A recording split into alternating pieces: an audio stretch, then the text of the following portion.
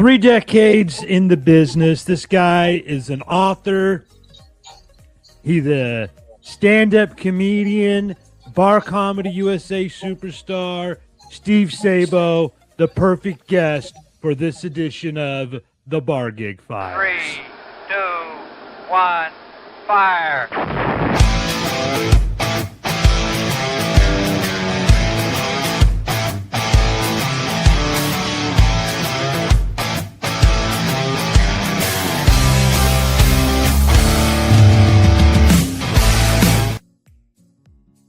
This guy's been doing stand-up comedy for over 30 years. Is that right, Steve?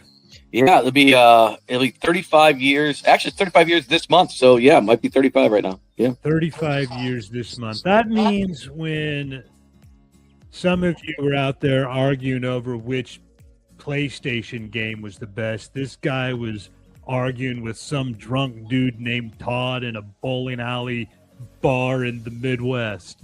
crazy, right? Even beyond that, like there are comics now. You think about that. There are comics now that were not born when I first started headlining, for that matter. It's crazy, right? Crazy. They're just comics that are they're out there doing it now, and they weren't even born when you guys like you and I first started. Right? Crazy. Yeah. It's absolutely crazy.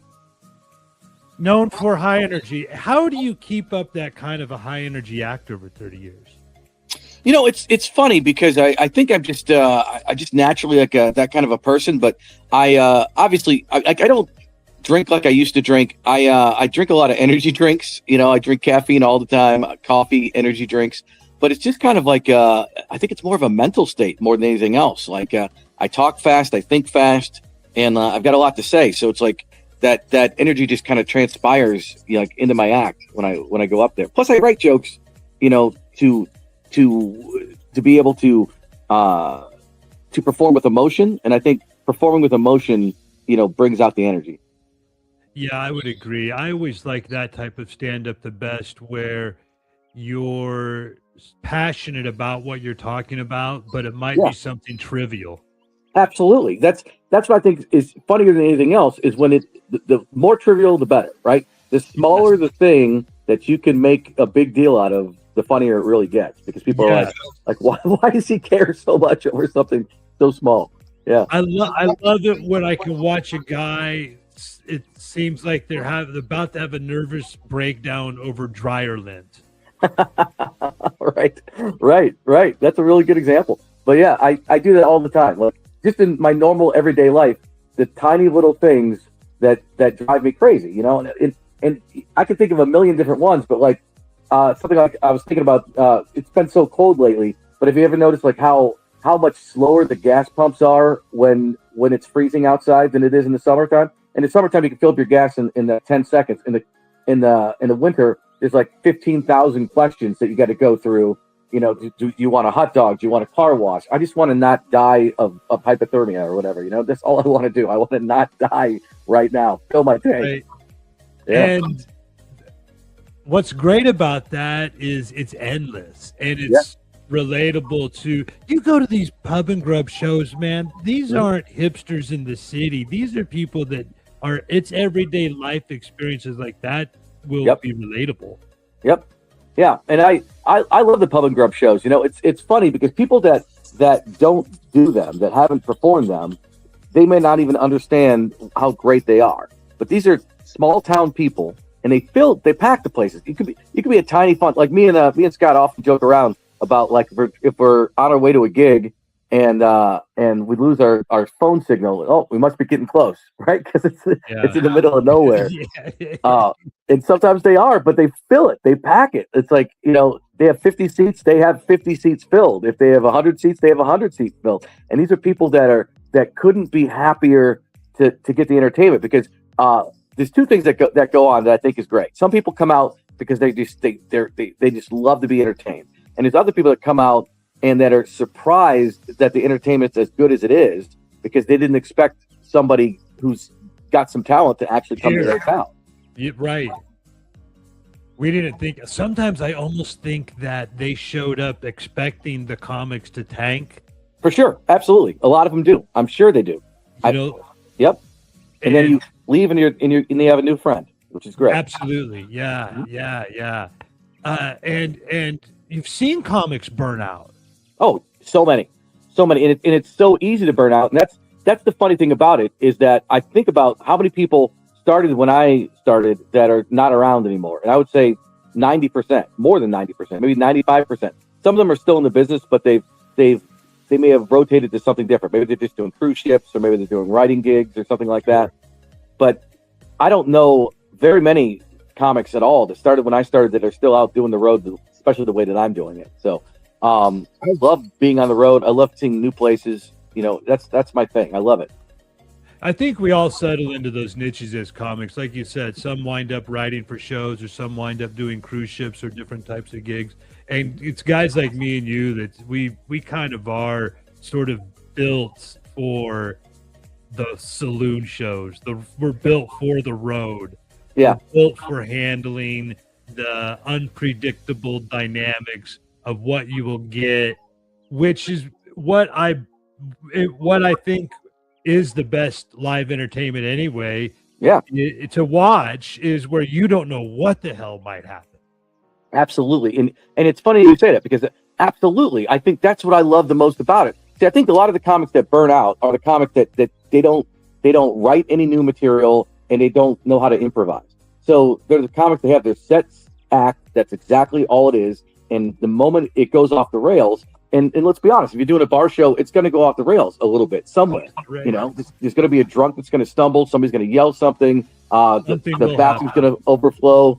The ball game's going to be on. I mean, the jukebox is going to start for no reason. I mean, things are going to happen, and you need to be able to know how to handle that. And a lot of these comics that, they were raised in the clubs, they were raised in whatever, where it was a perfect environment, but they don't know how to work in an imperfect environment. Right. And have you ever had a situation where you're like, man, this is just soul crushing. Like, this is too much. I have. I've many times I have. I can tell you one that I thought was kind of funny was that it's funny now. It wasn't funny at the time, but I was in Grand Forks, North Dakota doing a show, and it was a big nightclub, and they had us in the basement. And the stage was set up right below the staircase, so people had to come down the stairs to go into the bar. So it's like a separate bar downstairs. And so what ended up happening, we're on the dance floor, and there's a whole bunch of tables and stuff set up in front, but people had to go down the stairs, to get to that bar and stuff.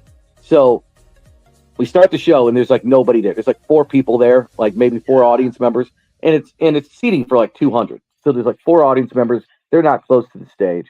But as the show continues on, people start coming down the stairs, and they're just coming down the stairs like normal people are coming down the stairs, having conversations, whatever, not even paying any attention to the fact that there's a comedy show going on. There's a microphone, there's a person there, and they'll stop right in front of you, like 2 feet from you, just having a conversation, yelling at somebody, doing this kind of stuff. By the end of the show, the room was pretty much filled up, but they're all people that they weren't there for the comedy show. Nobody cares at all. So there's maybe 100 people there or so by the end of the show. Where it started with like 4, but it was all just people. The entire show was just people coming down the stairs directly behind you. So anybody that was watching is just watching people come down the stairs. And then at the end of the show, and it was one of the most miserable experiences, getting like almost no laughs, nobody's paying attention. And the guy goes to pay me, and he does pay me. And then he goes, well, next time it'll be better. And I'm like, next time? Like, you're going to do this again? This is terrible. This is the worst. Yeah, and when I first heard you say that the stage was underneath the stairs, I thought that maybe as you were doing your act, you would literally hear the plodding of footsteps going down the stairs, but you could see them as well. Yeah, you could see them as well. You could hear them, you could see them, and then they would just stop directly in front of you. Like literally, one guy, I tapped him on his shoulder, while he's standing there and doing a show. I go, hey man, would you mind moving out of the way a little bit? You're in front of the stage. Yeah, what are you doing? People not paying attention need to be able to see me. Right, exactly. Oh, it was awful. That was a long time ago, but that was awful. That was one of the worst. And there's a million situations that occur, but I've done a pretty good job, I think, in my career of figuring out a way to, not necessarily spin gold from straw, but at least turn what might be a bad situation into a good situation. Like I've seen so many comedians, that younger comedians, like my opening acts will come up and they're freaking out. Oh, they left the TVs on. They don't want to turn them off, or there's a big giant moat in front of the thing. And it's like, yeah, we just got to deal with it. We got to work past these type of things. We can ask them if we can change these things. And if they don't want to do it, then we just say, okay. And we do our jobs. We're here to entertain people. We're here to sell drinks. We're here to make people laugh. Don't worry about the little stuff. The tiny things, don't matter as much. Just connect with the audience and make them laugh. Yeah, I talked to Derek Luna about that a while back, a few days ago, and he said that, sometimes it's technically not a good comedy show. Yeah. But they still have fun. Yeah. Yeah. Nobody's grading it. Nobody in there is like a comedy professor. If you just show them a good time. Yeah. And I brought up what Jim Wiggins, because I know you know who Jim Wiggins is. Love Jimmy. Yeah. And that's something that he once said to me was, Jared Dog, just have fun with them. If you have fun with them, they'll have fun with you. You'll never have a bad show. That's right. That's really, he really, hey, buddy. Yeah. And totally true. And love that guy. He had such a great attitude. He had a good show no matter what happened. I don't know if I've ever seen him have a bad show, but even if he did have a bad show, you couldn't tell because he's having fun. Well, and that's one of those guys that initially inspired me to be like, hey, man, he's been at it for so long, and he's still going at it. He's still having a great time. Mm-hmm. I was a young pup, and he was in it for 30 years at that point. I was that guy that we were talking about at the beginning of this video. Yeah, right? yeah. With working with him. Yeah, crazy. How do you keep your material sharp? Well, I'm a writer, right? So I like to write. So I have a tendency to, I don't know why my brain works in a weird way for some people, different than other people. Some comics, they'll start writing, they'll look for a premise and then write around a premise. I find things that are funny and I write a joke around that, whatever it is, something that occurs in my life, some basic experience. I don't know. Like you could have a relationship argument with your wife or girlfriend and you can turn that into comedy. You could walk down the street and find something funny. I have a tendency to see the world. And I think a lot of comics do, but I think a lot of comics are afraid to put the jokes on stage. And that's something that I've never been afraid to do. Like I'm always every week I want to try to do a different joke, at least something new I wrote that week somewhere, or at least do a new tag or put a spin on something or move jokes around. But I'm never going to do like the same set the exact same way. And that's the way that I keep it fresh all the time. It's like a lot of times, like I love doing crowd work. I love, seeing something in the audience and just seeing where that takes me. And a lot of times that little stuff is what takes me into a bit that becomes a bit later on. Like a good example, I did one of your gigs not that long ago, and I don't know if we're allowed to curse or whatever at this show on this podcast. But I did a show for you in Illinois at this parachute place a while back. I don't know if you remember this. I think it was very beginning of 2025. Yeah. And there were these two girls in the front row that had the inside of their lower lips tattooed. And the one said, "Kiss me," and the other one had "twat," T-W-A-T, tattooed on the inside of the lip. And I said, and she showed it to me. I go, I think you tattooed the wrong set of lips. It got a huge laugh. And that's evolved into a bit that I use in my act now, when I talk about that and other things. And I think those kind of things do happen a lot in your show, is when something spontaneous happens on stage and you go, I can use this again. I can make this be something else. And that's what I love about it. That's how I keep things fresh. Yeah, that's what I love about these bar gigs too, is you run into a lot more of those types of situations. Yeah. And those diamonds in the rough where you're allowed to roll with that a little bit more. Yep. That stuff happens in comedy clubs, but I think it's a lot more, exponentially more, in the volatile nature of a bar atmosphere. I agree 100%. I think there's so many different factors of things that are going on at that moment. Plus, when you're in a bar, there's people there, a lot of people there probably that's their bar, that's their home space, so they feel comfortable there. So they're not afraid to respond to the comic. Whereas when you're at a club, most people don't spend most of their time at a comedy club. So, when they're at a comedy club, that's your home, that's your environment. So the people feel less inclined to act out or yell or now if you're a drunk sorority girl, it's gonna happen, right? If it's your bachelorette party, it's gonna happen. But most times people go, all right, I should probably be in my best behavior. Whereas at their home bar, they're like, no, this guy came into my home. I'm going to say whatever I want to say. And then it's your job as a comedian, to put them in their place or, have fun with them. Don't, not be mean with them, but, make them kind of regret that decision a little bit. Sometimes you got to put them in their place. Sometimes I've had people come up to me afterwards and say things like, that guy always acts like an asshole in here. Finally someone said what I've been wanting to say for years. Oh, yeah. They live vicariously through you. Yeah, and you can tell usually, right? You can kind of tell, not always. Sometimes you can read that very wrong, but sometimes you can just tell who's a a trouble person that they kind of want you to get at. And sometimes, I've read it wrong before, where you go after somebody and then afterwards they go, sorry about that guy. His wife just died 2 days ago and, he's acting out. And you're like, oh my God, I just made this guy's life even worse. I don't want to do that. But most of the time, you play it right. Yep. And I got to say, man, I really appreciate it. He goes all over the country. He's on the Pub and Grub comedy tour. He does his own shows. He's got theater gigs that he does, comedy clubs.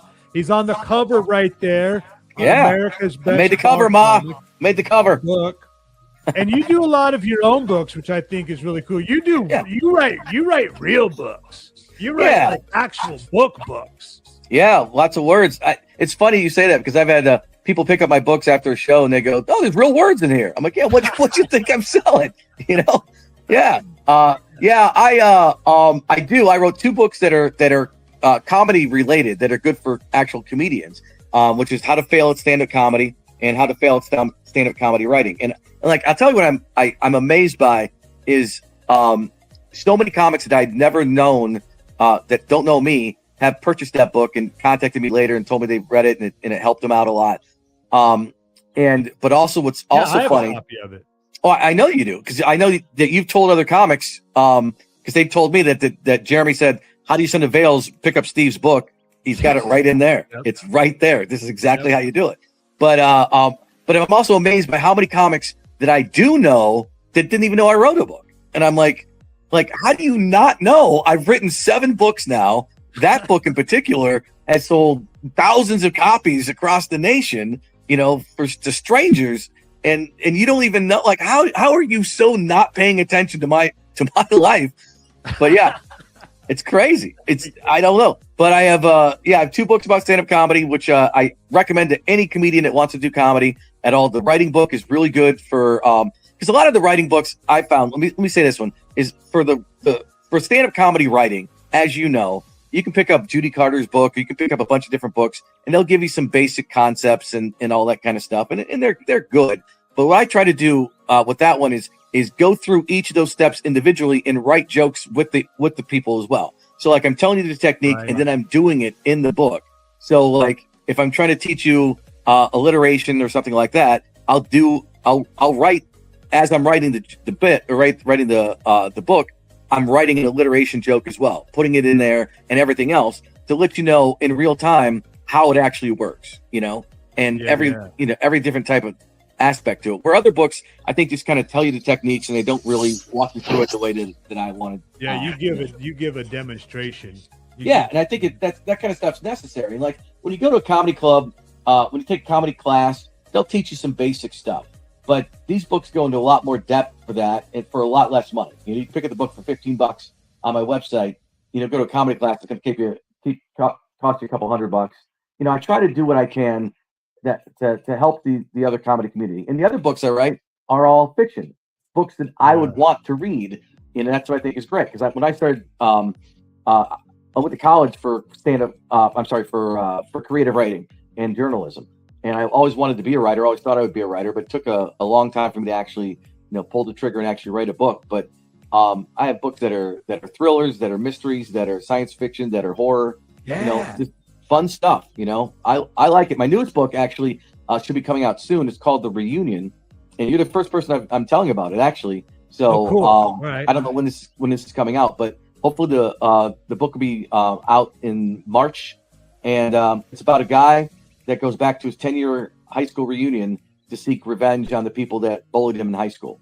So it's like a psychological thriller / horror book, and I really like this one too. It's a lot of fun. Yeah, I've got the stand-up ones, and then I've also got one about a stand-up on the run. Jester's Run. Yeah. Jester's Run. The very first one. Yeah. I like that one too. Yeah. Thank you, man. Yeah. I've known you for so long. We've known each other for a long time. We really haven't worked together that many times though, because we've been sort of at like parallel paths in our come up years. And so when you're at that level, you know each other and you're friends and you know of each other, but we're always just crossing paths. Yeah. And that's one of the sad things I think about this industry too, is that as you become a headliner and you're on the road all the time, so are all your buddies. Right. If you're successful, they're successful too, and now you're all on the same path, and you don't get to work together as much anymore. Yeah. Sucks.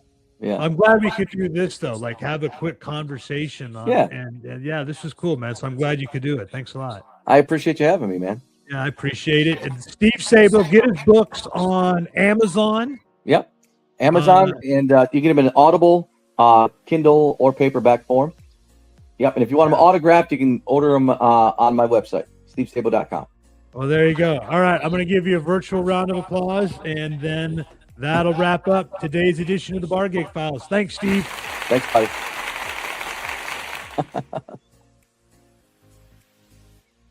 Yeah, that was cool. Yeah. Painless. Easy.